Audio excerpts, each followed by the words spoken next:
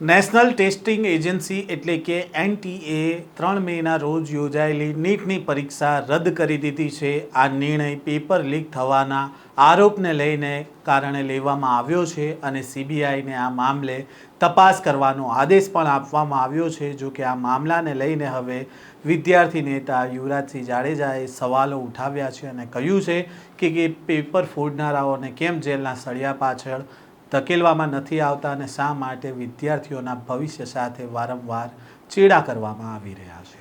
વૈષ્ણવજન તો તેને કહીએ જે પીડ પરાઈ જાનાને રે. નમસ્કાર, નવજીવન ન્યૂઝમાં આપનું સ્વાગત છે. હું છું જયંત દાફડા.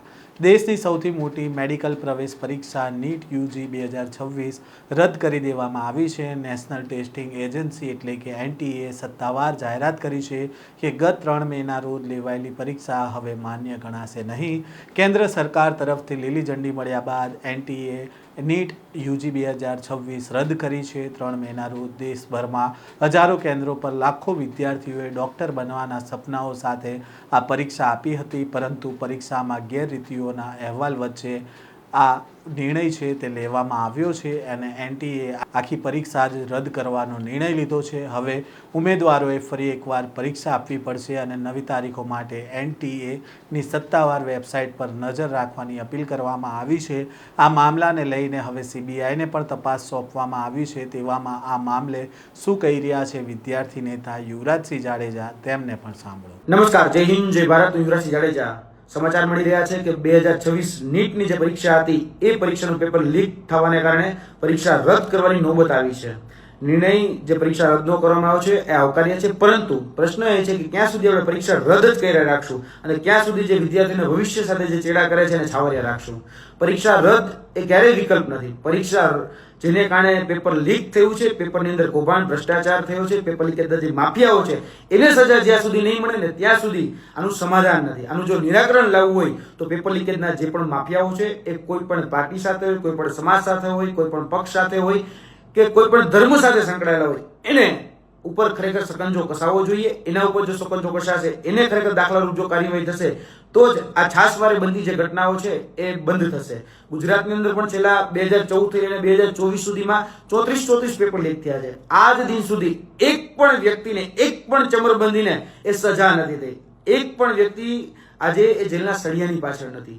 ક્યાંક ને ક્યાંક આ કરુણતા છે અને એને કારણે જ આ પેપર લીકેજના જે માફિયાઓ છે, પેપર લીકેજના જે કૌભાંડીઓ છે એને બળ મળી રહ્યું છે કે પેલા કહી શકાય કે નાનું કૌભાંડ કરતા, 2-5 લાખ રૂપિયાનું કૌભાંડ કરતા, 2-5 કરોડનું કૌભાંડ કરતા થઈ ગયા છે.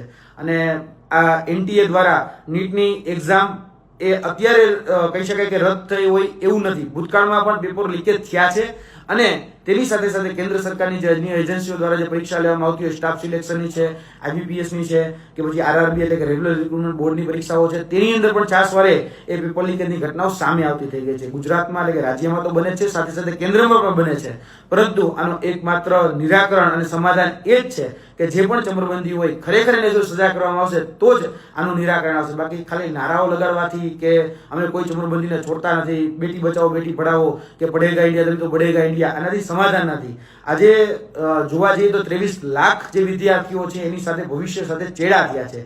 એના ભવિષ્ય સાથે એની સાથે પણ ચેડા થયા છે, કારણ કે આજે એ 23 લાખ વિદ્યાર્થીઓ માનસિક ત્રાસમાંથી ગુજરી રહ્યા છે અને પરીક્ષા રદ કરવી એટલે વિદ્યાર્થીઓને ખરેખર જોવા જઈએ તો આમાં સૌથી વધારે નુકસાન થતું હોય છે.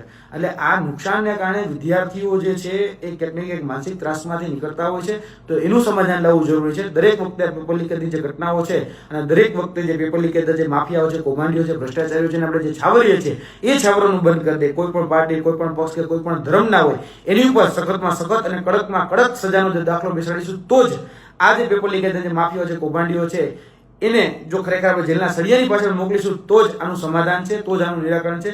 બાકી આ ઘટનાઓ એ વારંવાર પુનરાવર્તન થતું રહેશે. એટલે આનું નિરાકરણ લાવીએ. જય હિન્દ, જય ભારત. યુવરાજસિંહ જાડેજાએ આક્ષેપ લગાવ્યો છે કે ગુજરાતમાં છેલ્લા 10 વર્ષમાં અનેક પેપર્સ લીક થયા છે, એક પણ ચમરબંધીઓને સજા નથી થઈ અને એક પણ ચમરબંધી અત્યારે જેલના સળિયા પાછળ નથી અને તેના કારણે જ લોકોમાં બીક નથી રહી અને રાજ્યમાં તો પેપર ફૂટવાની ઘટના બનતી હતી, પરંતુ હવે કેન્દ્રમાં પણ આવી ઘટનાઓ બની રહી છે. લાખો વિદ્યાર્થીઓના ભવિષ્ય સાથે ચેડા થઈ રહ્યા છે અને આ નુકસાનના કારણે વિદ્યાર્થીઓ માનસિક ત્રાસમાંથી ગુજરતા હોય છે, જેથી કોઈ પણ ધર્મ, જ્ઞાતિ કે પક્ષનો હોય તે આ જે પેપર ફોડનારા હોય છે તેના ઉપર કડકમાં કડક કાર્યવાહી કરવામાં આવે અને દાખલો બેસે તેવી કાર્યવાહી કરવામાં આવે તેવી માંગ કરવામાં આવી છે. સાથે તેમણે કહ્યું છે કે પરીક્ષા રદ કરવું તે સમાધાન નથી, પરંતુ પેપર ફોડનારની સામે કડકમાં કડક દાખલો બેસે તેવી કાર્યવાહી થવી જોઈએ, જેનાથી આવી ઘટના બનતી